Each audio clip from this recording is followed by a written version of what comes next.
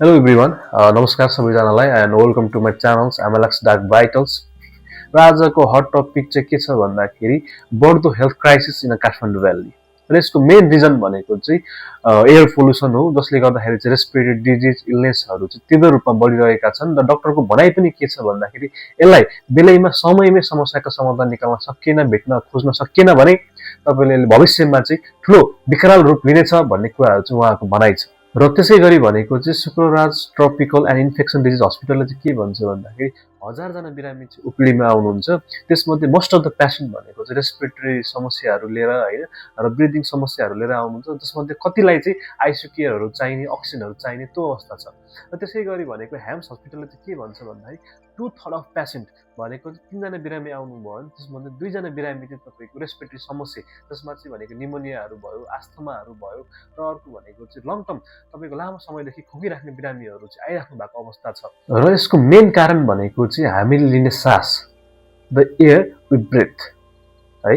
कसरी भन्दाखेरि तपाईँले एउटा नर्मल सास फेर्ने अथवा नर्मल इन्भाइरोमेन्टमा हुनुपर्ने हावा जुन एयर क्वालिटी इन्डेक्स भन्छ त्यो चाहिँ नर्मल भनेको चाहिँ 0 देखि 50 हुनुपर्ने हो। तर काठमाडौँ भ्यालीको एयर क्वालिटी इन्डेक्स चाहिँ तपाईँको 173 छ, जुन चाहिँ तपाईँको अफिसियल्ली अनहेल्दी भनेर चाहिँ प्रुभ गरेको कुरा हो। हाम्रो डाक्टरहरूले तीनवटा कुराहरूलाई चाहिँ अझै बढी तपाईँको आपत्ति जनाउनु भएको छ हैन, जसमा चाहिँ पहिलो नम्बरमा भनेको चाहिँ सिओपीडी छ। त्यो भनेको चाहिँ क्रोनिक अब्स्ट्रक्सन्स पल्मोनरी डिजिज हो।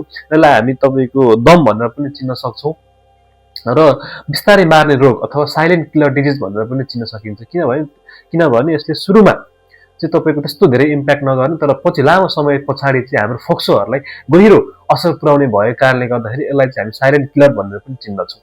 र दोस्रो नम्बरमा भनेको चाहिँ फ्यामिली लेभल इन्फेक्सन्स, जसमा चाहिँ घरको एउटा सदस्य मात्रै नभएर पुरै इन्टायर चाहिँ तपाईँको मेम्बरहरू इन्फेक्सन भएर चाहिँ हस्पिटल आउनुपर्ने अवस्था रहेको छ। र यसमा भनेको चाहिँ के छ, के डर देखिन्छ भन्दाखेरि एउटा घरको सदस्यलाई नै सर्न सक्छ भन्ने, एउटा समुदाय, एउटा कम्युनिटी लेभलमा नै इन्फेक्सन फैलाउन सक्ने हो कि भन्ने कुराहरूको चाहिँ बढी चिन्तन गर्ने कुरा हो। र अर्को भनेको चाहिँ हाई रिस्क ग्रुप्स, 3 नम्बरमा भनेको हाई रिस्क ग्रुप हो, जसमा चाहिँ प्रेग्नेन्ट मदरहरू है। यसमा भने कस्तो हुन्छ भन्दाखेरि एउटा आमालाई मात्र समस्या नभएर आउने जन्मिने बच्चाहरूलाई पनि समस्या देख्न सक्छ। जसमा चाहिँ के हुनसक्छ भन्दाखेरि आउने बच्चाहरूलाई चाहिँ लो बर्थ वेट भनेको चाहिँ कम तौलको बच्चाहरू जन्मिने हैन, समय हुनुभन्दा अगाडि नै जन्मिने, जसले गर्दाखेरि चाहिँ बच्चाहरूलाई बढी प्रभाव पर्न सक्छ। र त्यसै गरी अर्को भनेको चाहिँ आस्थमाको बिरामीहरूलाई भयो हैन, जो तपाईँको चाहिँ अलरेडी तपाईँको दमको समस्याहरू लिएर आउनु भएको छ। त्यस्तो समस्यालाई चाहिँ भविष्यमा अझै ठुलो समस्याहरू देखिन सक्छ।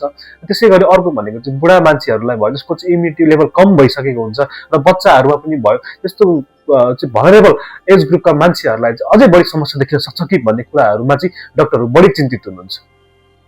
र हेल्थ एक्सपर्टहरू चाहिँ के भन्नुहुन्छ भन्दाखेरि हामीले मास्क लाउनु मात्र समस्याको समाधान होइन, यसलाई जरैदेखि निर्मूल गर्नको लागि चाहिँ नेसनल लेभल मात्रै नभएर ग्लोबल लेभलबाट चाहिँ समस्याको समाधान खोज्न र गर्न जरुरी छ। किनभने जबसम्म हाम्रो काठमाडौँको एयर क्वालिटी इन्डेक्स 173 देखि 50 लेस देन 50 हुँदैन, तबसम्म चाहिँ हामीले राम्रो खालको सास फेर्न सक्दैनौँ, जसले गर्दाखेरि चाहिँ तपाईँको रेस्पिरेटरी डिजिजहरू चाहिँ कम हुन सक्दैन भन्ने कुराहरू चाहिँ हेल्थ एक्सपर्टहरूले भन्नुहुन्छ। र सकिङ न्युज चाहिँ के छ भन्दाखेरि इन 2019 को डाटा अनुसार हैन, नेपाल चाहिँ highest death rate in world wide due to the cause of chronic lung disease अथवा रेस्पिरेटरी इन्फेक्सनको कारणले गर्दाखेरि चाहिँ मर्नेको संख्या धेरै हाई छ नेपालमा भन्ने कुराहरू चाहिँ 2009 को डाटाले भन्छ हैन। र यो डाटाहरू पढ्दा सुन्दाखेरि चाहिँ कस्तो आवाज हुन्छ भन्दाखेरि हामी सास फेर्नकै निम्ति जुन चाहिँ एउटा बेसिक निड हो हैन, बेसिक राइट हो, सास फेर्नकै निम्ति चाहिँ हामी दिन प्रतिदिन स्ट्रगल गरिरहेछौँ जस्तो फिल हुन्छ। सो यस बट तर कस्तो छ भन्दाखेरि यदि तपाईँहरूलाई सास फेर्न गाह्रो हुने, छाती चाहिँ कडा भयो जस्तो महसुस हुने र लामो समयदेखि खोकी भइरहेको छ भने चाहिँ कृपया नजिकको स्वास्थ्य केन्द्रमा गएर चाहिँ एकचोटि देखाउनु होला सबैजनाले। So please stay healthy and keep your family healthy too. Okay, and if you like this video, यदि यो भिडियो चाहिँ तपाईहरुलाई जानकारीमूलक लाग्यो, राम्रो लाग्यो भने please do like, comment and share to your friend. र आजलाई यति भन्दै मेरो भिडियो यही बन्द गर्न चाहन्छु। धन्यवाद, बाइ बाइ।